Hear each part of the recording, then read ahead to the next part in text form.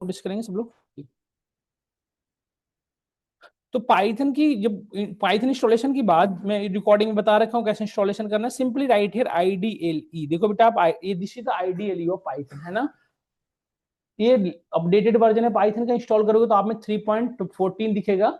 Now if you are opening this, यदि आप इसे ओपन कर रहे हो तो एक there is a thing here, देखें आप इसका इंटरफेस जो है वो बिल्कुल ही फ्रेंडली नहीं है। इंटरफेस ओपन हो रहा है, जस्ट गिव मी टाइम। देखो इसका जो इंटरफेस है वो फ्रेंडली नहीं है। फ्रेंडली कहने का सेंस ये होता है बेटा, यहाँ पे जो कोड आप राइट करोगे ना उसके पीछे कोई रिकमेंडेशन नहीं होगा, कोई भी आपको कन्वीनियंस, लाइट ऑफ करना एक बार सागर, किसी भी तरह का कन्वीनियंट प्रोवाइड नहीं होगा। तो कोई भी आप देखो ना, सिंपल सी बात है, बातें नहीं करें मेरा मीनाक्षी, किसी भी तरह का एप्लीकेशन जिसका इंटरफेस अच्छा नहीं होता, क्या उस एप्लीकेशन को आप यूज करना चाहते हो? नहीं करते। जैसे कोई भी इंटरफेस जिसमें बहुत ही ज्यादा कॉम्प्लेक्सिटी होता है उसे यूज करना आप नहीं चाहते हो, यस और नो।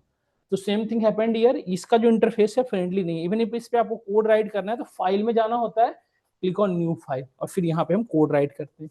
आ जाओ, यहाँ पे जो भी कोड राइट करोगे बेटा उसका आउट, जैसे लेट से हमने कोड राइट किया, x is equal to 20, y is equal to, late say whatever value रखा हमने, add is equal to x plus y, and I am writing here print addition is equal to add, ठीक है। अब मैंने code run कराया, code run कैसे कराएंगे? F5 से। कैसे कराते हैं? कोड हमने रन कराया बेटा, सेव करके रन होता है। देखो देखो एक चीज देखो, हमारा आउटपुट कहीं आ रहा है, कोड कहीं लिख रहे हैं, आउटपुट कहीं आ रहा है। देखो कोड हमने कहाँ लिखा था, एक अनदर इंटरफेस पे, देख रहे हैं ना, दो अलग अलग इंटरफेस है।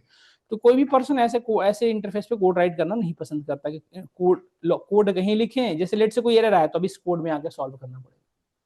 तो थोड़ा, और एक चीज और, इसमें हर एक चीज को आप खुद से लिखना पड़ेगा, मतलब किसी भी तरह का रिकमेंडेशन नहीं आएगा। जैसे होता है ना, अभी जैसे आप चैट जीपीटी या बहुत सारी जगहों पे सिर्फ आपने लिखा, आप व्हाट्सएप पे ये चीजें फाइंड करते हो, आपने जी लिखा गुड गुड आ गया, एम लिखा मॉर्निंग आ गया, एच ए भी लिखा हैव, ए लिखा नाइस डे आ गया ऑटोमेटिकली, है ना, ये सुनो। तो इस तरह के जो रिकमेंडेशन ये हमें क्या होता है, हेल्पफुल होता है, हमें चीजों को राइट करने से बचते हैं, यही ना। तो सेम थिंग इसमें ये चीजें अवेलेबल नहीं, इस वजह से हम इसे यूज ना करके हम क्या यूज करते हैं, IDE। आईडी क्या बेटा, इंटीग्रेटेड डेवलपमेंट। यहाँ पे भी पाइथन की कोड राइट करते हैं। तो मल्टीपल आईडी आपने सुना होगा, जैसे कि VS कोड है ना, जुपिटर, ये सब आपके क्या है, पाइचम, ये सब क्या है बेटा, IDE, जहाँ पे आप पाइथन की कोडिंग लिखते हो। तो अब इनमें से किस पे हम कोड राइट करें? तो यदि आप फुल स्टैक डेवलपमेंट के स्टूडेंट हो, यदि आपको एप्लीकेशन डेवलपमेंट करना है तो आप क्या यूज करेंगे, VS कोड को। यदि आप डेटा साइंस या डेटा एनालिटिक के स्टूडेंट हैं तो क्या यूज करें, जुपिटर नोटबुक को। क्लियरली समझ में आया? एक्चुअली दोनों के बीच में डिफरेंस ये है बेटा कि इंटरफेस जो आउटपुट इंटरफेस है, आउटपुट का जो आउटपुट विंडो है वो बड़ा है, एक का छोटा है। जो VS कोड है उसका आउटपुट विंडो छोटा है, कस्टमाइज है, जबकि जुपिटर का आउटपुट विंडो क्या है, बड़ा है। तो डेटा साइंस में डेटा को व्यू करना होता है, डेटा देखना होता है, तो हमें बड़ा इंटरफेस चाहिए। और VS कोड में सारी चीज, जैसे डेवलपमेंट में सारी चीजें कहाँ चलता है, सर्वर पे, तो हमें उसमें इंटरफेस की रिक्वायरमेंट ही नहीं होती। समझ में आया आपको ये बातें हमारी? तो हम लोग कितने लोग हैं जो डेटा साइंस के हैं, डेटा एनालिटिक डेटा साइंस वाले बता दें।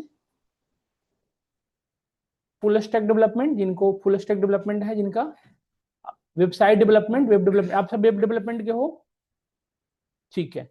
तो हम लोग भी जो फुल स्टैक डेवलपमेंट वाले हैं वो VS कोड यूज करना, हमें इंस्टॉलेशन में बता रखे हैं कैसे इंस्टॉल करना है, ठीक है। फिलहाल मैं आता हूँ। अब देखो ये तो सारी चीजें ऑफलाइन मोड में थी, पाइथन की सारी कोडिंग कैसे करते हैं, ऑफलाइन में। बट अभी का जो इंडस्ट्री है, अभी का जो एरा है, इसमें सभी चीजें कहाँ पे चल रही है, क्लाउड पे। हम सभी लोग ये बात जानते हैं, और अच्छे तरह से अपने माइंड को सेट कर लो, हमें इन फ्यूचर में, इवन अभी भी हमें कहाँ पे वर्क करना पड़ेगा, क्लाउड पे। क्योंकि कोई भी पर्टिकुलर एप्लीकेशन या कोई भी पर्टिकुलर एनालाइजेशन या कोई भी पर्टिकुलर फाइल हम लोकली नहीं रखना चाहते। क्यों? क्योंकि हमारी लोकली फाइल कभी भी क्रैश हो जाती है, हमारी सिस्टम कभी भी क्रैश हो सकती है, सर नो। या अनऑथराइज तरीके से कोई भी पर्सन हमारी डेटा को इनक्रिप्ट करके ले जा सकता है, ये सर नो।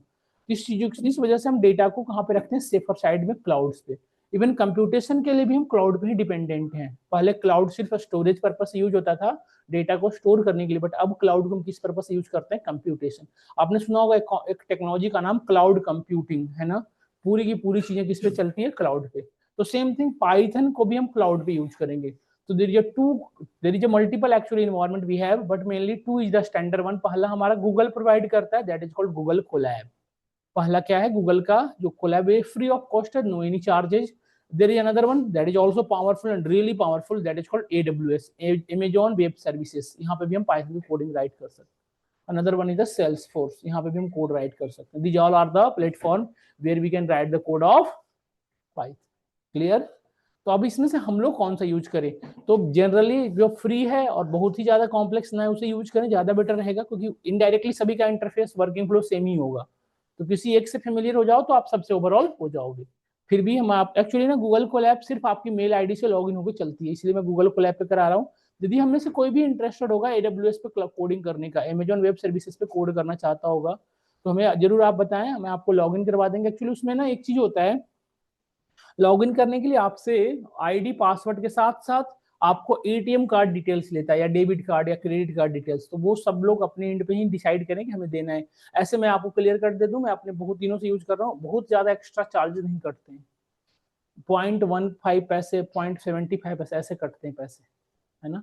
तो इसमें कोई परेशानी की बात नहीं है, आप चाहो तो AWS भी कर सकते हो, क्योंकि इंडस्ट्री जब भी आप इंटरव्यू में बैठोगे तो जितने ज्यादा क्लाउड इन्वायरमेंट से आप फेमिलियर होगे उतने आपके लिए पॉजिटिव है ना।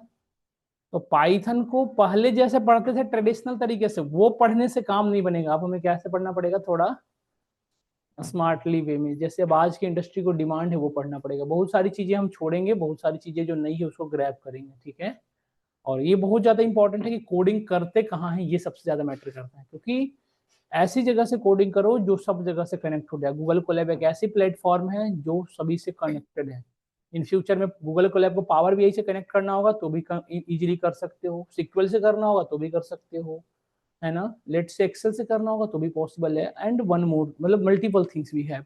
सो हम अभी क्यों किस पे कोडिंग करेंगे, सब लोग हमने अभी जैसा आइडिया दिया गूगल पे। तो आप सभी के पास क्रोम होगा, होप करता हूँ, क्रोम, एज, फायरफॉक्स, मोजिला, कोई भी एक होगा, ओपन करिए सब लोग करिए। आप लैपटॉप नहीं लाए हो, कल से लैपटॉप जरूर लाना है। इस पे ओपन कर लेना है, गो ऑन एनी टैब। हमने एक न्यू टैब ओपन कर लिया, आपके सामने देख पा रहे होंगे सब लोग डिस्प्ले हमारी।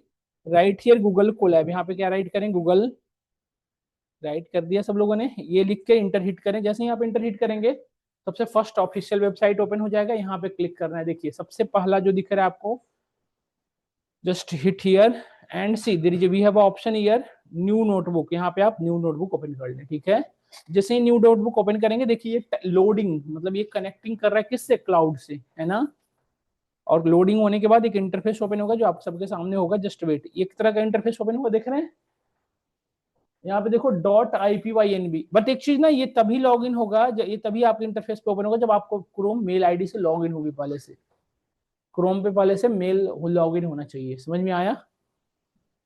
IPYNB क्या है बेटा, ये चीज समझता हूँ, ये फाइल का नेम है। इस पे हमने डॉट के पहले जो भी लिखा उसको हटा दिया, यहाँ पे फाइल का नेम सेव कर दे, नेमिंग कन्वेंशन, नेमिंग कन्वेंशन,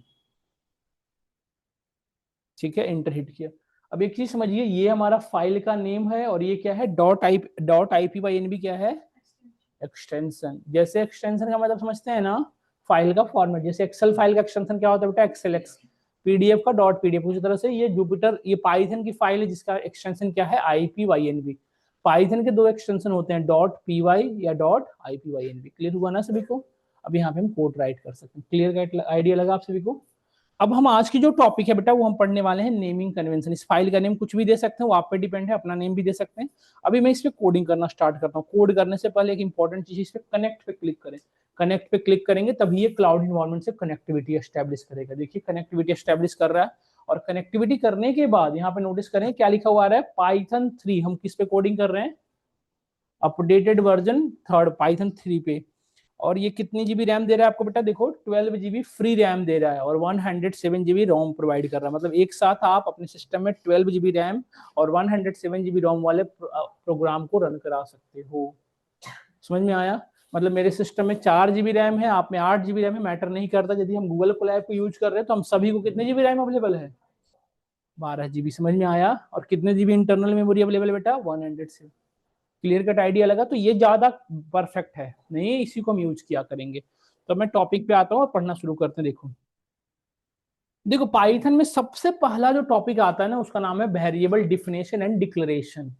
एक वेरिएबल, जैसे देखो कुछ भी काम करना है तो सबसे पहले किसकी जरूरत पड़ती है, वेरिएबल की। तो वेरिएबल बनाओगे कैसे, जैसे late say I am writing here x is equal to 20 and y is equal to, late say I am writing here 10 and I am writing here add is equal to x plus y लिखा, और यहाँ पे add लिखा। अब यहाँ पे देखो x की वैल्यू क्या है 20 और y की वैल्यू क्या है, और यहाँ पे हमने एक variable add is equal to x plus y expression. ये 4 लाइन और फिर हमने यहाँ पे राइट के ऐड। अब इस कोड को मुझे रन कराना है, तो रन कराने के लिए क्या यूज करते हैं, शिफ्ट इंटर। क्या करेंगे, या फिर बेटा आप यहाँ से भी रन करा सकते हो, रन में जाकर रन ऑल, ये है ना, या फिर यहाँ पे क्लिक करके जैसे आपको इजी लग रहा हो कर सकते हो। शिफ्ट इंटर हमने किया, देखो हमारा कोड रन किया और आउटपुट कितना आ गया, 30। एक चीज और, मैं यहाँ से इसको हाइड कर देता हूँ। देखो ये वाली जो लाइन है ना, यहाँ से ये वाली, इसको मैं थोड़ा इंटरफेस को हाइड करता हूँ, बड़ा दिखेगा। आप यहाँ पे नोटिस करें, एक्स इज वाट, एक्स क्या है, एक्स क्या है बेटा, एक वेरिएबल है ना, और 20 क्या है, वैल्यू है ना। तो वेरिएबल इज वाट, यदि मैं आपसे पूछूं कि व्हाट इज द वेरिएबल, तो हमारा आंसर क्या होना चाहिए, वेरिएबल इज वाट। वेरिएबल क्या होता है, वेरिएबल एक ऐसी चीज है जो वैल्यू को स्टोर करता है। क्लियर कट यही आप कहोगे, है ना। इवन ये सही भी है कहना कि variable is nothing but just store the value, यही ना। तो नाउ थिंग इज दैट, यदि हमने यहाँ पे वेरिएबल का नाम x लिखा, तो वेरिएबल का नाम क्या, हम वेरिएबल का नाम क्या क्या रख सकते हैं, जैसे एक्स वाई जेड। तो we have need to some learn some set of the rules and regulations. Python के वेरिएबल का नेम रखने के लिए कुछ रूल्स होते हैं, ऐसा नहीं कि वेरिएबल का नाम कुछ भी रख लोगे, we need to follow some of the rules. और व्हाट इज दिस वन बेटा, देखो एक चीज, जैसे हमने लिखा x इज इक्वल टू 20, तो x तो आपने बताया कि वेरिएबल है। Variable is what, just type of container in which you can store any type of value, यही ना। ये इन विच है property to store a value, ये एक लाइन में कह सकते हो। यदि आपसे कोई पूछे कि व्हाट इज द वेरिएबल, तो आपका आंसर क्या होना चाहिए, it is nothing but it's a property to store any type of value. एक ऐसी चीज, एक ऐसी पर्टिकुलर सब्सटेंस जिसके अंदर किसी भी तरह की वैल्यू को रखा जा सकता है, that is called variable. Then what is this one, what is this, equal to क्या है बेटा, this is called assignment operator. Python इसको क्या कहता है, assignment. What is the use of this assignment operator, what is the use of this assignment operator, बताएं कोई। Assign the value in the variable, इसका मेन काम क्या है बेटा, just assign this value in this variable, यही काम है ना असाइनमेंट का। This is called assignment operator. What is the use of this operator, just assign this value in this variable, यही ना, यही इसका काम है, just store this value in a variable, यही काम है इसका। तो व्हाट इज दिस वन, 20 क्या है बेटा बताओ, जस्ट वैल्यू, ये क्या है, जस्ट वैल्यू, जस्ट वैल्यू है ना ये। तो what is the 20, 20 is what, literals integer value. 20 क्या इंटीजर वैल्यू है ना। इसको जैसे इसको कांस्टेंट भी तो कहते थे, हम मैथमेटिक्स में पढ़े होंगे आप, इसको हम कांस्टेंट भी कहते थे ना। तो पाइथन में कांस्टेंट को बेटा लिटरल्स कहा जाता है, क्या कहते हैं हम। तो ये कैसी वैल्यू है, इंटीजर वैल्यू, तो इसको कहेंगे हम इंटीजर लिटरल्स। यदि यहाँ पे 20.5 होता तो क्या कहते बेटा, फ्लोट लिटरल्स। यदि ऐसा होता, सपोज करो यहाँ पे लिख देता मैं राम, तो राम क्या है बेटा, स्ट्रिंग है, जिसे कहा जाता है स्ट्रिंग लिटरल्स। मतलब कांस्टेंट वैल्यू को पाइथन क्या कहता है। तो कंफ्यूज होने की बात नहीं है, जब भी आपसे पूछा जाए कि what is the literals, literals is nothing but constant value, चाहे वो कैसा भी होगा, है ना। क्लियर हुआ हम सभी को। अब यदि मैं एक चीज बताओ, यदि मैं सिर्फ x इज इक्वल टू 20 लिखूं, कभी भी 20 x के अंदर साइन होगा नहीं। इसके लिए क्या रिक्वायर्ड है बेटा, इक्वल टू। जब तक इक्वल टू नहीं लिखोगे तब तक 20 साइन हो ही नहीं सकता, यस और नो। नाउ यही मैं आज की क्लास में डिस्कस करने वाला हूं कि जब x आपने डिफाइन किया, तो we need to follow some set of rule for defining a variable. जब आपने एक वेरिएबल का नेम लिखते हो ना, that is called variable definition. जब हम वेरिएबल का नेम लिखते हैं, that is called variable definition. और इसमें जब आप वैल्यू लिखते हो ना बेटा, x is equal to 20, this is called declaration. समझ में आया। तो पाइथन में डेफिनेशन और डिक्लेरेशन सेम टाइम में होता है। तो we need to follow some set of rules for defining a variable. एक वेरिएबल को डिफाइन करने के लिए कुछ रूल्स हैं जो हमें फॉलो करने पड़ेंगे। क्या हमारी टॉपिक का ऑब्जेक्टिव क्लियर हुआ, हम क्या पढ़ना है हमें, क्लियर हुआ। तो मैं आता हूँ उस टॉपिक पे जो हमें पढ़ाने हैं। इतनी देर से हम अपने टॉपिक की कौन वो बता रहे थे, बैकग्राउंड फंडामेंटल थिंग्स। अब आते हैं, देखिए अब इस इंटरफेस पे बेटा यहाँ पे कोड और टेक्स्ट का भी ऑप्शन दिख रहा है। यदि आपको टेक्स्ट लिखना है तो यहाँ पे टेक्स्ट ओपन कर लो, यहाँ से आप चाहो तो ऊपर नीचे कर सकते हो अपने अकॉर्डिंग, देखो है ना, जहां आप चाहो अपने अकॉर्डिंग। तो मैं यहाँ पे डबल क्लिक किया, ये हमारे लिए ओपन हो गया। मैं यहाँ पे लिखा set of rule for defining a variable, समझ में आ रहा है ना। इसी को कुछ लोग naming convention, set of rule for naming convention.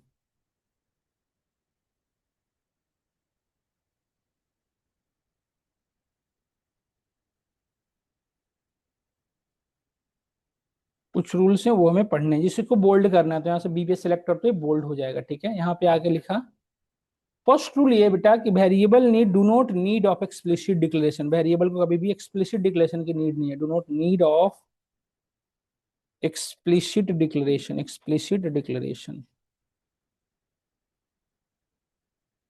Do not need of explicit declaration. Explicit declaration करने की नीड नहीं होती। वेरिएबल नेम, सब एक एक टॉपिक डिस्कस करते चलूंगा, लिख लेते जाओ भाई सब आप भी।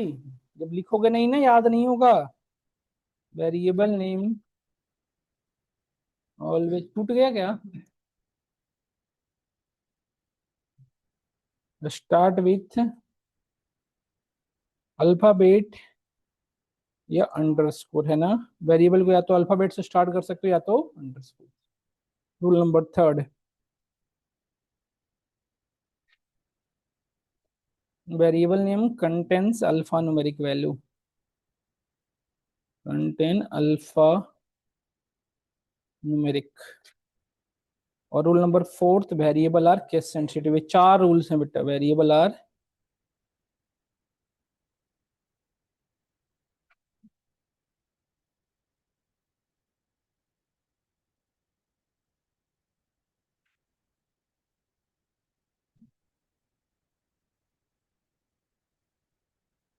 समझ में आया? There are four rules. कितने रूल्स हैं? चार। क्या कर रहे हो आप? पूरी आप बातें ना करो। समझ में आया? इसमें से कितनी लाइनें जो आपको अच्छे से क्लियर है? इसमें कौन सी लाइन है जो आपको समझ में आ रही है? हम में से किसी को किसी कौन सी लाइन है इस जिसको जिसमें आपको समझ में आ रहा है? बताओ, यस बताओ। वेरिएबल हमेशा अल्फाबेट फिर अंडरस्कोर से स्टार्ट होते हैं बिल्कुल। और वो न्यूमेरिक कंटेन करते हैं। अल्फा न्यूमेरिक मीन्स जैसे स्टार्ट ही तो नहीं हो सकते, लास्ट में ना हो सकते हैं। और केस सेंसिटिव का मतलब कैपिटल और स्मॉल में डिफरेंस होता है।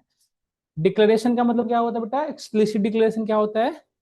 जैसे देखो सी या किसी लैंग्वेज यदि आप पढ़े होगे ना, तो पहले क्या होता था, जैसे सी में आपको एक वेरिएबल बनाना है, उसके अंदर इंटीजर वैल्यू रखनी है, तो पहले आपको ऐसे लिखना पड़ता था, इंट एक्स। एक वेरिएबल बनाया जिसका नाम क्या है, एक्स, और हमने पहले बताया कि इस वेरिएबल में कैसी वैल्यू रखनी है, इंटीजर। और फिर आप यहाँ पे एक्स में आके इंटीजर वैल्यू रखते थे, पहले ऐसे होता था। This is called explicit declaration. मतलब एक वेरिएबल में किस तरह की वैल्यू रखनी है ये आपको पहले एक्सप्लिसिटली बतानी पड़ती है। पाइथन में यदि आप ऐसे करेंगे तो it's showing the error, error show कर रहा है ना। Means what, Python do not follow the, देख रहे हो इसीलिए मैंने लिख रखा है, पाइथन में वेरिएबल चाहे जो भी रखो डायरेक्टली उसके अंदर आप वैल्यू असाइन करो। यहाँ पे कोई भी एरर आ रहा है? देखो नहीं आ रहा है ना, चाहे इंटीजर है, फ्लोट है, what ever. Means what, Python more smarter than another language, क्या इसके भी हम कह सकते नहीं कह सकते? बाकी लैंग्वेज में इंटीजर वैल्यू को बताना पड़ता है कि भाई साहब ये इंटीजर है, तब वो समझता है कि इंटीजर, अदरवाइज एरर लेता है। पाइथन खुद से समझता है कि ये जो वैल्यू है इंटीजर है, फ्लोट है, क्या है, यस और नो। समझ में आ रहा है? Means what, in Python how declaration happened, implicit declaration, how Python happened, yes interview में पूछा जाता है in Python how declaration happened, तो आपका आंसर क्या होना चाहिए? इम्प्लिसिट बेटा, एक्सप्लिसिट नहीं। एक्सप्लिसिट नहीं फॉलो करता, इट्स फॉलो इम्प्लिसिट। मतलब बाय डिफॉल्ट इट अंडरस्टैंड कि this type of value is which types, yes और नो। क्लियर हुआ आप सभी को? पीछे बोलना है, ना बोलने के लिए पैसे नहीं दिए, बोलने को पैसे दिए, नहीं बोलना है बेटा। आपको जीरो से हो या, देखो मैं एक चीज आप सभी को बता दूं, आप किस पर्टिकुलर डिपार्टमेंट से हो, किस पर्टिकुलर कॉलेज से हो, हमें हम लोग उससे कोई मैटर नहीं करता। हम सभी लोग उस प्लेटफॉर्म पे हैं जहां पे हम सभी लोग एक जगह से शुरू किए। तो वो नहीं सुने हो, दौड़ लगाना शुरू किए 1 2 3, तो 3 से जो लोग तेज दौड़ना शुरू किया वही आगे निकलेगा। अब 3 के बाद भी आप वो क्या है वो, हाँ, तो फिर आप पे डिपेंड है। आप सोचो मत, अब यहाँ पे आ गए हो तो अब दौड़ना ही है, रास्ता एक ही रास्ता है बस अब दौड़ने का। यदि आप इंतजार करोगे या भाई साहब का इंतजार करोगे कि ये भाई साहब चलेंगे तो भी मैं चलूंगा, तो बस आप रह गए। दोस्ती यारी क्लास के गेट तक, गेट पे एंट्री कर गए, क्लास पूरी जब तक ना कंप्लीट हो जाए उन भाई साहब को भी कह दो आप अपनी एंड पे चुप रहो, मुझे पढ़ लेने दो। हो सकता है आपके जो दोस्त उनके घर में पैसे की बोरी हो, उनको पढ़ने की जरूरत ही ना हो, पॉसिबिलिटीज है। हो सकता है उनको पढ़ने की नीड नहीं। आपको पता है ना कि हमारे पेरेंट्स हमें पैसे कैसे दिए हैं, वो अभी क्या कर रहा, आप यहाँ बैठे हो, चेयर टेबल प्रॉपर हो, घर पे क्या कर रहे होंगे आपको पता होगा, हमें हम नहीं जानते, लेकिन आपको पता होगा बेटा कि मेरे, मुझे पता है मेरे पेरेंट अभी क्या कर रहे होंगे, नहीं हो आपको भी पता है। तो इस चीज को हमेशा माइंड में रख के पढ़ो। ये नहीं कि अब घर पे पापा खेतों में काम कर रहे हैं, हम यहाँ एसी के नीचे बैठ के दोस्तों के साथ मूवी देख रहे हैं, थोड़ा गाने सुन रहे हैं। हनी सिंह के गाने जॉब लगने के बाद भी मजा आएगा देखने में, अभी देखने में कम मजा आएगा, लेकिन बेकार है वो, मत यूज कर देखो। तो थोड़ी सी ना, समझ रहे हो ना मैं क्या कहना चाह रहा हूँ? मोटिवेट नहीं, एक्स्ट्रा मोटिवेट कर रहा हूँ। पढ़ो थोड़ी और क्वेश्चन पूछो, है ना। अपने दिमाग के सारे आर्गुमेंट्स को निकाल दो। हम आपके साथ सिर्फ इतना पोलाइट है बेटा कि आप मतलब जो कहो सो, ऐसा हूँ। आप मेरे को लेके ऐसा मत सोचो मैं ऐसे क्लास में कभी कभी रूडली बोल देता हूँ, इसका मतलब ये नहीं कि हम आपसे किसी तरह का हो। आप जितना क्वेश्चन पूछोगे ना उससे बेसिक बता सकते हैं। आपको कीबोर्ड की नॉलेज नहीं होगी ना, विंडो की कौन है, अल्ट की कौन है, तो आप मुझे पूछो, मैं बिल्कुल बेशक बताऊंगा। इवन आपका कोई मजाक नहीं उड़ाऊंगा, समझ गए ना। बट आप ऐसे चुप रह के क्लास से चले जाओगे, ये मेरे लिए बड़ी बुरी बात होगी, क्योंकि बहुत सारे बच्चे आपको डुकेट में मिलेंगे ऐसे आप चलते फिरते, जो 1 साल हो गया और घूम ही रहे हैं। उसके पीछे रीजन है, आप उन लोगों को देखोगे बैठ के पढ़ते हुए, हनी सिंह के गाने सुनेंगे 1080 में। अच्छा, अब तो 4 के आता है क्योंकि वाईफाई फ्री है, जीएसटी तो डुकेट को दे रखा हूं मैं, तो हमें तो देखना है ना कोई कुछ ना कुछ, लाइट है, एसी है, क्लासरूम में पढ़े ना पढ़े उनको एसी चलना चाहिए। झगड़े भी कर लेते, तो हमें समझ रहे, मैं ये नहीं कहना चाह रहा हूँ कि वो क्या है, आप थोड़ा सा मोटिवेट हो जाओ, हमें पढ़ना है, बस इतनी बात है ना। और एक चीज और, एक बार किसी भी सब्जेक्ट को अच्छे से पढ़ लो ना, तो फिर उससे रिवीजन करोगे ना। एक चीज मैं बता दूं आपको, सिर्फ पाइथन को अच्छे से कर लेने से हमारी जॉब हो सकती है। और पाइथन आपके माइंड को ब्रॉड करता है, क्योंकि पाइथन एक वर्साटाइल लैंग्वेज। इंट्रोडक्शन जब देखोगे ना हमारी, तो उसमें बहुत सारी बातें मैं ऐसे कर रखा हूँ जो आपको बहुत ही ज्यादा सिंसियर करेगी, है ना। तो वो वाली चीजें आपको समझना है। तो पाइथन एक ऐसी वर्सटाइल लैंग्वेज है कि आपको माइंड को बिल्कुल ब्रॉड करता है, बाहर सोचने के लिए कैपेबल करता है। बट कब होगा, जब सोचोगे तब ना, अपने दिमाग को रेस्ट दोगे तब ना, कंसंट्रेशन करोगे तब ना। आप अपने दिमाग को इतनी जगहों पे उलझाए रहोगे, वो कैसे सोच पाएगा जहां पे है ना। तो जब तक जॉब ना लग जाए, वो नहीं कहते हैं घरों में, आपने सुना होगा, अब बाकी कुछ कौन से वो रिलीजन से फॉलो करते होंगे, आप में भी ये होता होगा, जैसे कलश नवरात्र शुरू होने के पहले दिन होता है ना, कलश रखते हैं कि नवरात्रि खत्म होने पे फिर वो कलश को हटाते हैं। उसी तरह से एक आप भी अपने इंड पे रख शुरू कर दो कि आज से हम जितने काम करते थे वो सारे बंद, एक काम बस करेंगे, पढ़ना। और जिस दिन हमारी एक अच्छी कंपनी में जॉब लग गई, उसके बाद हमसे ज्यादा मस्ती कोई नहीं करेगा। अब है ना, सैटरडे संडे ऑफिस की आईटी कंपनी में छुट्टी रहती बेटा, कोई नहीं पूछने जाएगा कि सैटरडे संडे कहाँ हो, खूब घूमो, खूब मस्ती करो। बट जब तक जॉब ना लग जाए, अपने आप को समझ रहे हो, वो कहने की बात है कि जॉब नहीं लगती। जो पढ़ता है ना, मैं हर किसी बच्चे को देखा हूँ जिसने मेहनत किया, बहुत अच्छी कंपनी में है आज। और नो मैटर वो किस डिपार्टमेंट से, बहुत अच्छा स्टूडेंट था आर्ट्स का, आप लोग शायद उसे नहीं जानते होंगे, वो आएगा तो मैं मिलवा दूंगा। और बीए आईए करके वो अच्छी कंपनी में एआईएमएल इंजीनियर पे वर्क कर रहा है, अभिषेक चौधरी नाम था उसका। अभी जस्ट रिसेंटली ज्वाइन किया, आप उसके पोस्ट में देखे होगे, यदि आप लोग ग्रुप में होगे तो देखते भी होगे, है ना। तो बहुत सारे ऐसे बच्चे हैं जो आर्ट्स और commerce, no matter BTech BCA वाले तो करते ही हैं, but no matter BCA BTech ही हमेशा इंपॉर्टेंट है, आर्ट्स कॉमर्स भी हम अच्छा कर जाते हैं। बस समझ गए मैं क्या कहना चाह रहा हूँ। बस आज से अपने आप को कर दो कि जो पढ़ रहे हैं ना, उस पे हमें लेनी है जॉब। और क्वेश्चन तो इतना पूछो कि थक जाए सामने वाला, कह देगी बस चुप, अब कल बताएंगे, इतना क्वेश्चन पढ़ के। तो मैं जो जो वर्ड बोल रहा हूँ, उस वर्ड पे घर जाके एक बार आप भी वेरीफाई करना, क्या पता कोई टीचर सही पढ़ा रहा है नहीं पढ़ा रहा है। आजकल हर गली और हर इंस्टीट्यूशन में हर कोई एआई इंजीनियर बना बैठा है। हर कोई कहता है मैं एआई पढ़ाता हूँ, हर कोई, जिसको एआई का फुल फॉर्म भी लिखवा लो बढ़िया से, तो आर्टिफिशियल में गलती करेगा स्पेलिंग। मेरे इंड पे भी होती है वैसे। बट आपको समझ रहे हो ना, हर कोई एआई ट्यूटर बन रहा है। तो इंपॉर्टेंट क्या है, वेरिफिकेशन करना जरूरी है, जो पढ़ा रहा है, जो पढ़ रहा है, उसको अपने एंड पे। और मैंने आपको इंट्रोडक्शन में बता रखा हूँ पाइथन का डॉक्यूमेंटेशन, उसमें हर चीज अवेलेबल है पाइथन को। जिसने जो भी बात बोल रहा हूँ ना मैं, आप तो डॉक्यूमेंटेशन से आप देख सकते हो मैं जो बोल रहा हूँ कितने परसेंट सही है ना। तो थोड़ा सा मैंने इस लेवल पे मोटिवेट कर दिया, आप टॉपिक पे आता हूँ, ठीक है। बिल्कुल सिंसियर हो जाओ, पीछे बैठे सब सुस्त हो रहे थे, ऐसा लग रहा था क्या पढ़ रहे हैं, कहाँ बैठे, कुछ अब पता चल रहा है कहाँ है, बहुत अलग जगह पे नहीं, बस धरती से हम लोग 50 फुट की ऊंचाई पे होंगे। कोई बड़ी बात नहीं है, यही टेबल चेयर सब वही नॉर्मल बात है, हम आप सब वही हैं, बस इतना समझो। बस यही डिफरेंस है, आप 5 साल पहले हम वहां थे, 5 साल बाद यहाँ, इतने ही अंतर है बेटा। आप अच्छे से पढ़ोगे, 5 साल बाद आप भी इधर आ जाओगे, है ना। तो थोड़े से अपने अंदर के सारे आर्गुमेंट्स को निकाल दो। चेयर टेबल कहीं बैठने के लिए कहूँ, उस बात को लेकर बोरी ना हो, आपको अच्छे से पढ़ाने के लिए मैं बिठाऊंगा अलग जगह पे। आपको वहां पे बैठे हो, अच्छे नहीं पढ़ रहे थे, इसीलिए मैंने कहीं चीज चेंज किया होगा, तो दिमाग में हमारे लेके किसी तरह का वो मत भरो कि सर मुझे ये की नहीं, है ना। आप बेटा कहीं बैठो, मेरा क्या पॉइंट है, मैं तो बस ये चाहूंगा कि 1 घंटे अच्छे से पढ़ लो, है ना, ये सोच लो। 1 घंटे बाद आपकी जो जैसी चीजें जैसे चला लो, हमें क्या, बस 1 घंटे तो हमारे साथ, है ना। ठीक है, अब इससे ज्यादा हम प्रवचन नहीं दे सकते, 42 हो गए। देखिए, तो पहला रूल ये था कि हमें एक्सप्लिसिट डिक्लेरेशन करने की नीड नहीं है, इम्प्लिसिट डिक्लेरेशन करना है। हमेशा पाइथन में क्या होता है, इम्प्लिसिट डिक्लेरेशन। इंटरव्यू में पूछे जाते हैं बेसिक क्वेश्चंस, और मैं बताऊं ये माइनर सा नॉलेज ना होने की वजह से इसका कोई आंसर नहीं दे पाता। बहुत सारे इंटरव्यू में ऐसे क्वेश्चन पूछे जाते हैं कि in Python how declaration happens. आप पाइथन के आपके दोस्त पढ़ रहे हैं, उनसे पूछना, कहेंगे ये कब होता है। क्योंकि एक्चुअली होता क्या है ना, कि पाइथन को पढ़ाया जाता है प्रिंट से सीधा, x=20, उनको पता ही नहीं होता कि वेरिएबल होता कैसी क्या बात है, तो थोड़ी जानना जरूरी है। अब सेकंड रूल ये था, वेरिएबल का नेम हमेशा किससे स्टार्ट होगा, अल्फाबेट से या अंडरस्कोर से। तो जैसे हम वेरिएबल का नेम नम रख सकते हैं, ये सोनो बताइए, देखो वैल्यू को लेके तो पॉइंट खत्म हो गया, वैल्यू कोई भी रखो मैटर नहीं करता, ये वेरिएबल को लेके हम पढ़ रहे हैं अभी। तो वेरिएबल का नेम क्या है, नम। नम का इन क्या है, अल्फाबेट है, तो वेरिएबल का नेम हम अल्फाबेट से स्टार्ट कर सकते हैं। देखो इसको शिफ्ट इंटर से रन कराओ, देखो यहाँ पे कोई एरर नहीं है ना बेटा, साइन इन आ गया। इसकी वैल्यू नम की यदि वैल्यू देखनी है तो नम लिख के इंटर करो, देखो नम की वैल्यू क्या बता रहा है 67, कोई एरर नहीं है। वेरिएबल का नेम हम अंडरस्कोर से भी स्टार्ट कर सकते हैं, क्या हम वेरिएबल का नेम अंडरस्कोर डीएफ रख सकते हैं, ये सुनो बताओ। इसमें वैल्यू कुछ भी रख लो, बट हमने वेरिएबल का नेम किससे स्टार्ट किया, अंडरस्कोर डीएफ। अलाउड है, यस। शिफ्ट एंटर करके रन कराओ, देखो कोई एरर नहीं है, मतलब अलाउड है, डन। मतलब ये क्लियर हुआ कि वेरिएबल का नेम सिर्फ दो ही चीज से स्टार्ट हो सकता है। ये गूगल को लैब में लास्ट रिसेंट वेरिएबल की वैल्यू हमेशा शो होती है। प्रिंट हम पढ़ेंगे आगे। प्रिंट क्या कर, एक सेकंड बेटा, प्रिंट है जो डिस्प्ले मैसेज कराता है, कस्टमाइज मैसेज। हमें सिर्फ यदि किसी वेरिएबल की रिसेंट वैल्यू डिस्प्ले करानी है तो गूगल कोलैब के अंदर फीचर है कि वेरिएबल की वैल्यू बस डिस्प्ले कराएगा, कस्टमाइज आउटपुट नहीं देगा, बस क्या करेगा, रिसेंट वैल्यू जो भी है वेरिएबल की उसको शो करा देगा। हाँ यस बताएं। सर मुझे ये पूछना था, हम लोग हमेशा एक्सप्लिसिट अगर we are taking it, but suppose at the end हमें एक कंकैटिनेशन करना है, मेरा ए वेरिएबल है नंबर 1 एंड मेरा बी वेरिएबल है सपोज मेरा नाम भारती, और एट द एंड मुझे इसको कंकैट करना है।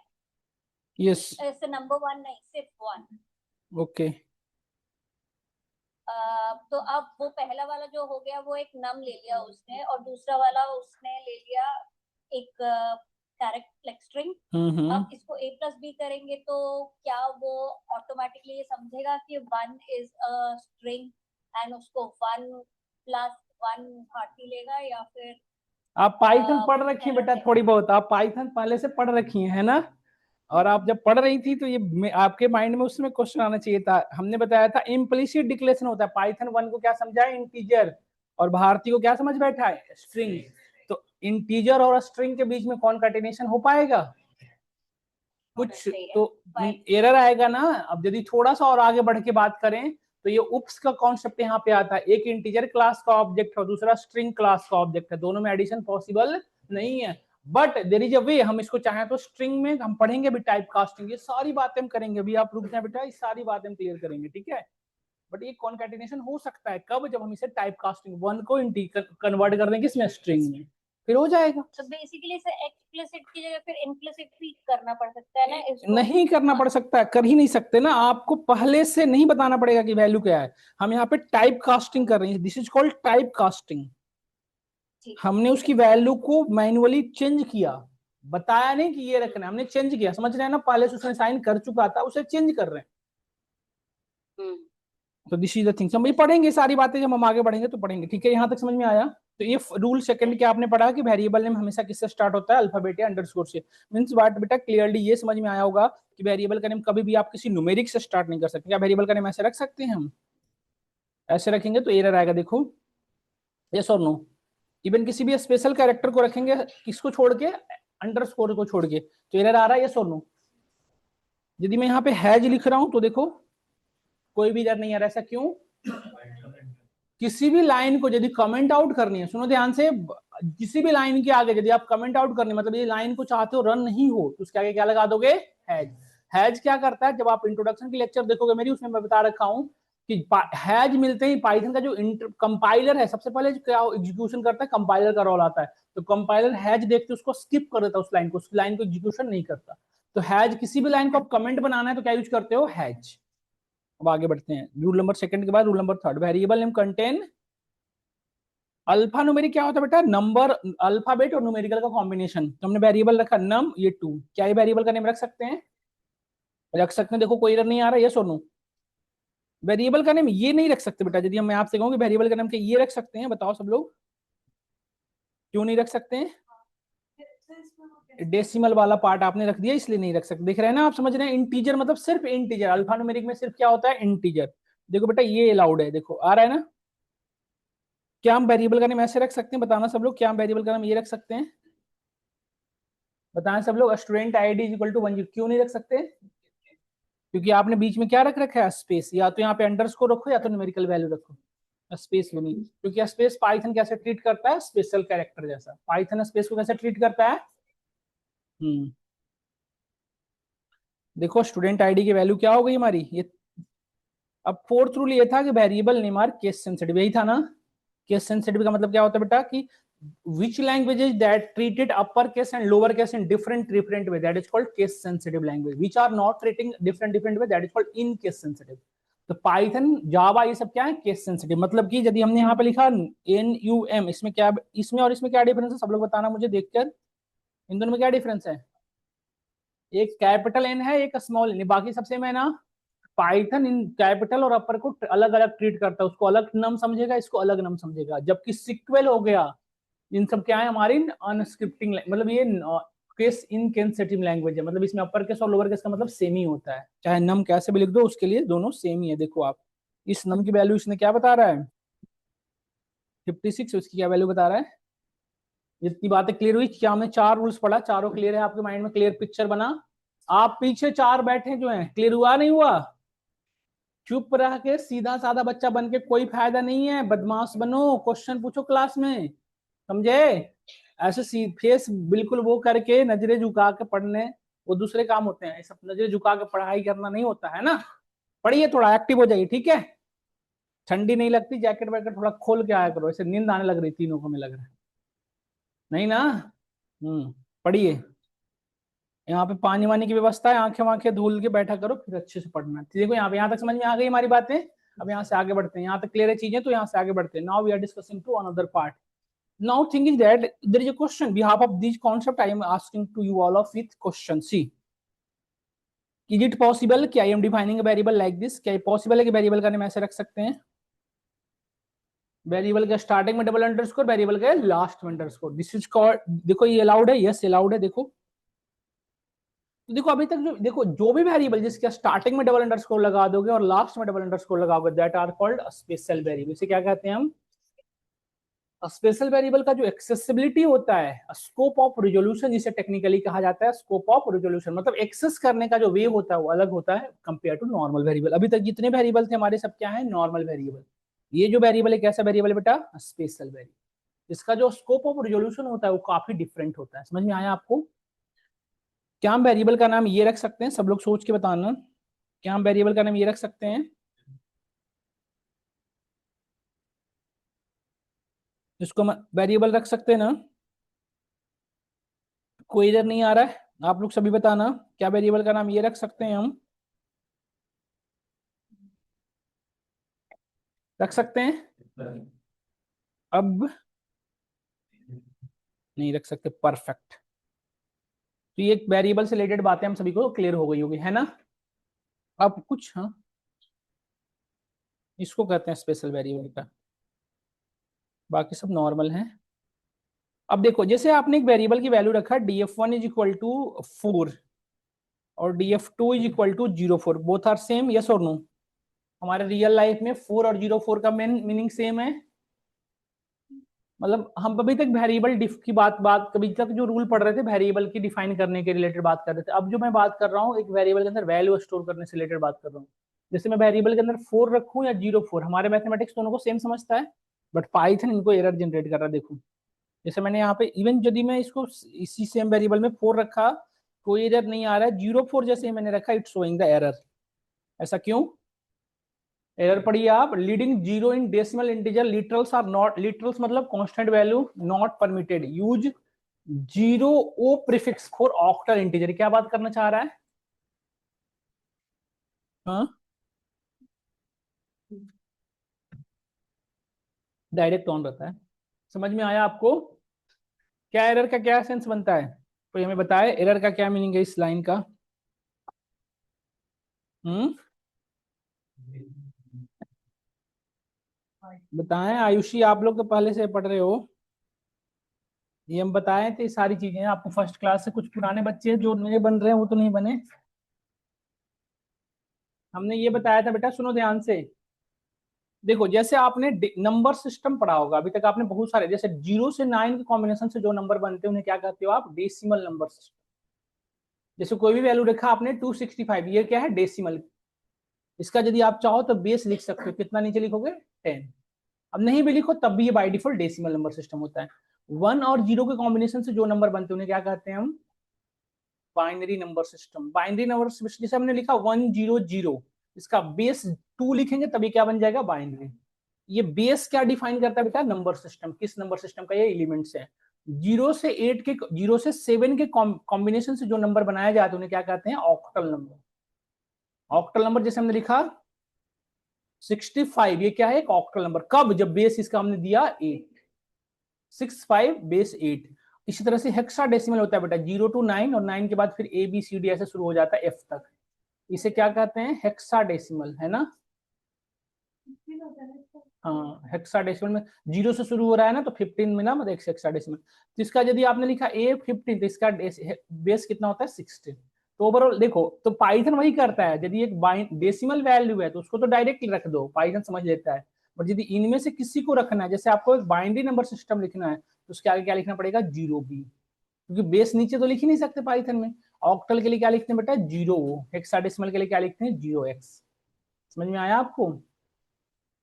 देखिए ये बात करना चाह रहा हूँ, जैसे एक वेरिएबल लिया हमने, अब एक वेरिएबल मैंने कहा आपको कि इसमें बाइनरी वैल्यू स्टोर करनी है, तो कैसे करोगे, all of first we need to write here 0B, यहाँ पे क्या लिखना पड़ेगा, फिर आप लिखोगे 1011 या 100। 100 किसका होता है बताना कोई, 8 का।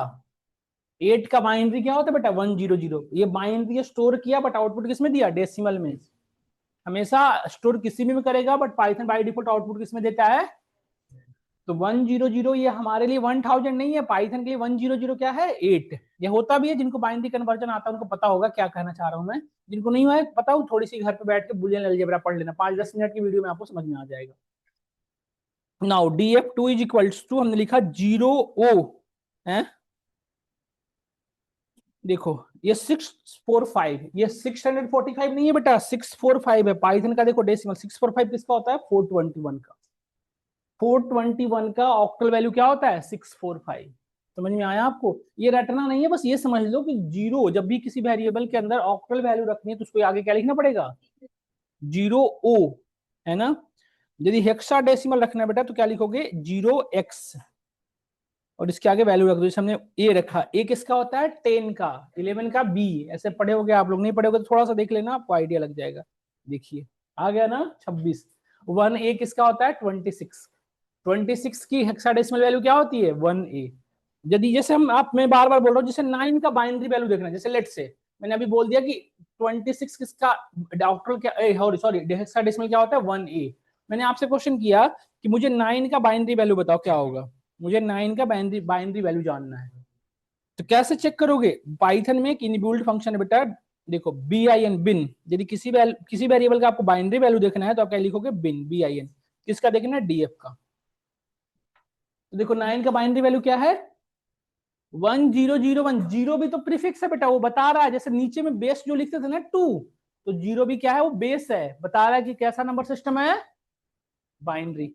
समझ रहे हो नहीं समझ रहे हो सब लोग, ये जो हम ऐसे लिखते थे ना 1001, इसको मैथ में ऐसे लिखते, तो पाइथन में नीचे कहाँ लिखेगा, तो ये 0 भी वही उसी को बता रहा है कि बेस बताता है, आगे में जो वैल्यू क्या बताता है उसका, तो 10 देखो बता रहा है। यदि इसको ऑक्टल देखना हो कि 15 का ऑक्टल क्या है, जैसे 9 का ऑक्टल वैल्यू क्या होता है ये देखना है, तो कैसे देखोगे, ऑक्ट, OCT, ऑक्ट किसका देखना है बेटा, DF का। देखो बता रहा है 0 पहले लिखा और 11, समझ में आया। इसका हेक्साडेसिमल वैल्यू देखनी है तो क्या लिखोगे, देखोगे बताओ, हेक्स। जैसे मुझे 11 का देखना है तो देखो बता दिया 0XB। 0x क्या हुआ, प्रीफिक्स, और B क्या हुआ, वैल्यू। क्लियर हुआ। बट 0 तो किसी का होता ही नहीं था, हमने क्या देखा, या तो 0B, 0O या 0X। 0 तो किसी का था ही नहीं, इसलिए एरर कर रहा है कि ये अलाउड नहीं है। शायद आप ये लिखना चाह रहे हो, आपको रिकमेंडेशन दे रहा है कि शायद आप ये लिखना चाह रहे हो ऑक्टल के लिए, शायद आप गलत लिख रहे हो। समझ में आया आपको, डन। तो एक वेरिएबल के अंदर वैल्यू स्टोर करने से रिलेटेड बातें समझ में आई। वेरिएबल के, यदि एक वेरिएबल में वैल्यू डालना है तो रूल फॉलो करना पड़ेगा कि वो वैल्यू किस नंबर सिस्टम का है। यदि डेसिमल नंबर सिस्टम का है तब तो कुछ भी लिखने की जरूरत ही नहीं है, नहीं। बट यदि बाइनरी है तो 0 भी लिखोगे, ऑक्टल है तो 0O लिखोगे, हेक्साडेसिमल है तो 0X, है ना। वैसे जनरली आपको डेसिमल नंबर पे काम करना होता है, बाइनरी हेक्साडेसिमल होते नहीं है, बट स्टिल कभी कभी इंटरव्यू में भीड़ बढ़ने से कुछ भी पूछ लेते हैं, तो आपको पता होना चाहिए। समझ में आया। अब हम आगे बढ़ते हैं बेटा, थोड़ी सी बातें और करते हैं। जैसे हमने एक वैल्यू लिखा num1 89, num2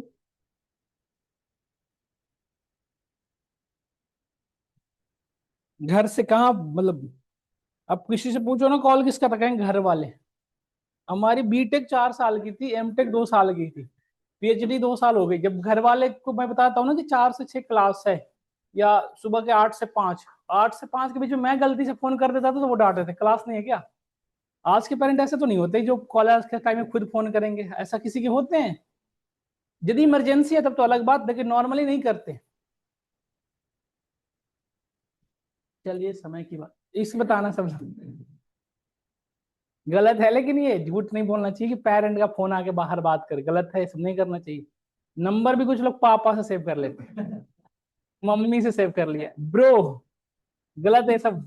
जो चीज जैसा है, सर को दिखा दी ब्रो का कॉल आ रहा है, प्राइवेसी की जरूरी नहीं। क्लास में जब नहीं करो बेटा, क्लास में तो प्राइवेसी पढ़ाई को लेके करो, ठीक है। यहाँ आते हैं, नम वन की वैल्यू हमने क्या रखा, 89, नम टू की वैल्यू क्या रखा, और नम वन अगेन मैंने डिफाइन किया बेटा, इसकी वैल्यू रख दिया 99। कैन यू गेस कि यदि मैं नम वन की वैल्यू रखा तो नम वन को मैं प्रिंट कराऊं तो आप होप करते हो क्या नम वन की वैल्यू रही होगी अभी, ऐसा क्यों, लास्ट वाले का। इसके पीछे पूरी एक मेमोरी मैनेजमेंट का कॉन्सेप्ट पाइथन फॉलो करता है, इसकी पूरी की पूरी चीजें पाइथन क्या करता है। जैसे दो चीजें हैं, अभी क्या देखा आपने, अभी क्या देखा आपने, दो वेरिएबल की वैल्यू सेम थी, अभी क्या देखा आपने, दो वेरिएबल की वैल्यू सेम थी, तो नहीं सॉरी, दो वेरिएबल का नेम सेम था, तो पाइथन ने क्या किया, प्रीवियस वैल्यू को ओवरराइट कर दिया, यही किया ना बेटा। प्रीवियस वैल्यू नंबर वन के 89 थी, उसको ओवरराइट करके क्या कर दिया 99। दूसरी सिनेरियो ये देखो, अभी देखो, अभी क्या है बेटा, दो वेरिएबल का नेम सेम है, सॉरी वेरिएबल का नेम अलग है, वैल्यू सेम है, इस केस में क्या होता होगा बताओ, कुछ तो इंटरनली होता होगा, इंटरनली कुछ तो होता होगा ना। इसके पीछे मेमोरी मैनेजमेंट का कॉन्सेप्ट फॉलो करता है, जो मैं आपको आइडिया देता हूँ, देखो कैसे काम करता है, देखना ध्यान से। एक्चुअली पाइथन में देखो, जो भी चीजें हम रियल, जैसे मैं अपने कंप्यूटर में कुछ भी सेव करना चाहूँ, इसकी इसमें हार्ड डिस्क लगा है हमारे कंप्यूटर में, जहां पे सेव होगा, एसएसडी लगी उसमें सेव होगा, और स्टोरेज क्लाउड पे तो स्टोरेज में सेव होगा, ये सुनो। तो पाइथन में जो भी वेरिएबल बना रहे हो कहीं ना कहीं सेव होते होंगे। तो पाइथन में जो भी वेरिएबल बनाते हो ना बेटा, पाइथन इस वेरिएबल को कहाँ स्टोर करता है, there is a memory that is called heap memory. ये होता है बेटा टेम्पररी मेमोरी, मतलब जब पाइथन ओपन करते हो तो क्रिएट होता है, पाइथन को जैसे ही क्लोज करोगे तो लॉस हो जाएगा, समझ में आया। तो there is a heap memory in which all the variable is stored. तो जैसे आपने सबसे पहले num1 इज इक्वल टू 89 लिखा, तो पाइथन का जो कंपाइलर है ना, वो num1 इज इक्वल टू 89 को इस तरह से स्टोर करता है, देखो कैसे। पहले इस पर्टिकुलर वेरिएबल को मेमोरी एड्रेस दिया जाएगा, क्या मिलेगा, मेमोरी एड्रेस। मेमोरी एड्रेस कुछ भी हो सकता है, एक न्यूमेरिक वैल्यू, और हर एक वेरिएबल का मेमोरी एड्रेस अलग होता है, जितने वेरिएबल हैं सभी की मेमोरी एड्रेस अलग होती है जनरली। नाउ इसकी वैल्यू क्या है 89, तो 89 केबी बीट ऐसा स्पेस लेगा कुछ ना कुछ, जैसे इससे बड़ी वैल्यू होती तो उसकी अलग साइज होती, तो इसको साइज ऑफ मेमोरी मिलेगा, जैसे 1 केबी का है तो 1 केबी, और दूसरा इस वेरिएबल का नेम, इस मेमोरी का नेम क्या हो गया नम1। मतलब एक वेरिएबल को फिर इसके अंदर वैल्यू स्टोर की जाती है। यदि एक वेरिएबल बनाते हो तो पाइथन का जो मेमोरी मैनेजर इसको तीन चीजें अलॉटमेंट करता है, क्या क्या, memory address, size of memory and memory name. समझ में आया। तो ये काम num1 के लिए की गई, ठीक है। फिर यही सेम जैसे ही हमारा कंपाइलर दूसरे लाइन में आया तो num2 के लिए भी सेम काम की गई होगी, यस और नो। बट अगेन तीसरे लाइन में जैसे ही पाइथन का कंपाइलर पहुंचा, उसको क्या मिला, num1 इज इक्वल टू 99। इसने देखा कि num1 नाम का हमने पहले भी बना रखा था, तो पाइथन एक वेरिएबल का दो मेमोरी एड्रेस नहीं दे सकता, वो क्या करेगा, इसके जो प्रीवियस मेमोरी बना हुआ था उस मेमोरी एड्रेस पे रीच जो अभी करंट वैल्यू है उसको ओवरराइट करके रिप्लेस कर देगा। बट एक क्वेश्चन यहाँ पे आता है कि साइज ऑफ मेमोरी सेम होगी, इसकी क्या सिक्योरिटी है। जैसे पहली वैल्यू 89 थी, दूसरी वैल्यू 999 भी हो सकता है, 9099 भी हो सकता है, या उससे बड़ी वैल्यू भी हो सकता है, छोटी वैल्यू भी हो सकता है, यस और नो। तो देखो जैसे कि सपोज करो पहले से इसकी वैल्यू 8 की भी रही थी सपोज, ठीक है। अभी जो नया वैल्यू है बेटा वो 6 केबी का है, तो क्या होगा, इसको 6 केबी अलॉटमेंट की जाएगी, 2 केबी इससे डिस्कार्ड कर दिया जाएगा, मतलब दूसरे को दे दिया जाएगा। बट पहले से वैल्यू 8 केबी की थी, दूसरी 16 केबी की आ गई, तो ये पूरी मेमोरी को रियूंड किया जाएगा, एक नया मेमोरी एड्रेस बनेगा जिसका वेरिएबल का नेम सब कुछ, बट एक ही बनेगा, num1 का दो बार नहीं बनेगा। प्रीवियस थी पूरी तरह से खत्म, नया जो बना उसका मेमोरी एड्रेस न्यू। क्योंकि अब साइज ऑफ मेमोरी जो बन चुका उसको, जैसे सपोज करो एक यहाँ पे घर बना हुआ है, दूसरा घर यहाँ पे बना हुआ है, तो ये घर को यदि साइज बढ़ाना तो उसको तोड़ना पड़ेगा ना, दूसरे को तो नहीं आप वो कर सकते हो ना डिस्टर्ब।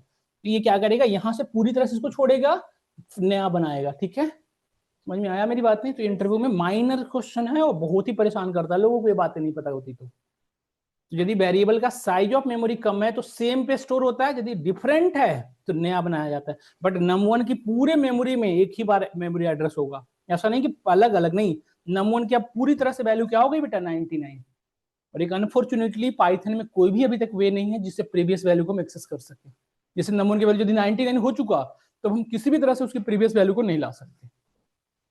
इसीलिए हमने वेरिएबल का नेम रखने के लिए इतने तरीके बताए। वेरिएबल का नेम हमेशा ऐसा रखें जिसका अलग अलग सेंस बनता हो।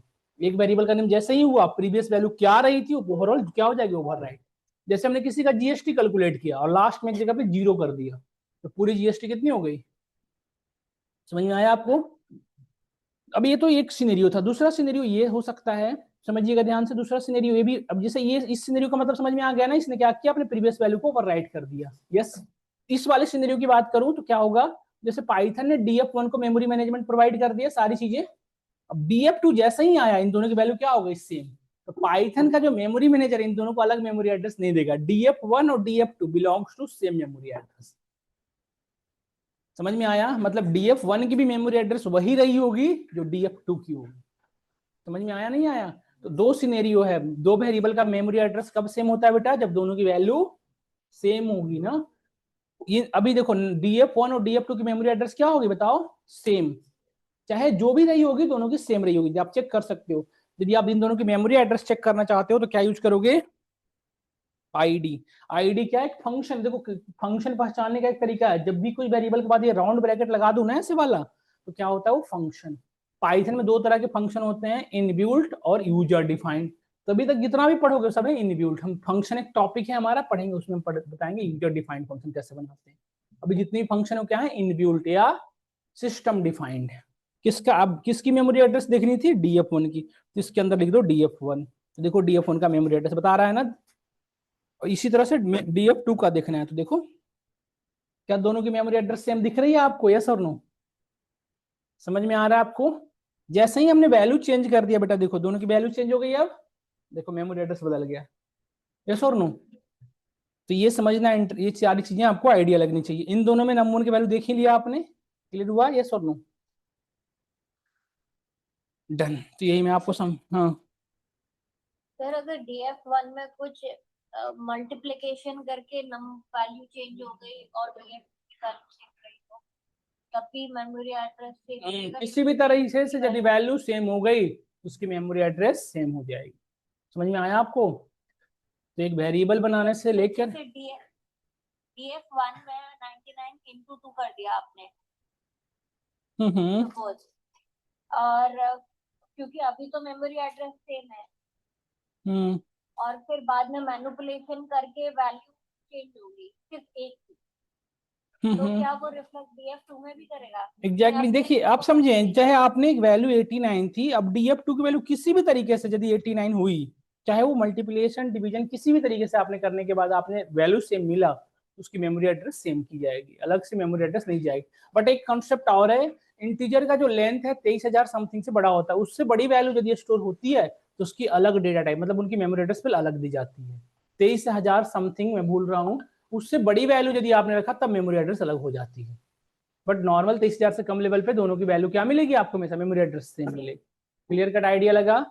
कल एक नई टॉपिक पढ़ेंगे हम, data type. We are discussing about, मैंने आपको यूट्यूब का एक लिंक शेयर किया है ना कम्युनिटी का, उसमें 3 वीडियो पढ़े जो आपको क्लास करवाया था, उससे वीडियो जरूर वॉच कर लेना। ठीक है, मैं दोबारा ग्रुप में शेयर कर दूंगा। 1 सेकंड सब लोग रुक जाए, अभी कोई भी क्लास मूव ना करेंगे।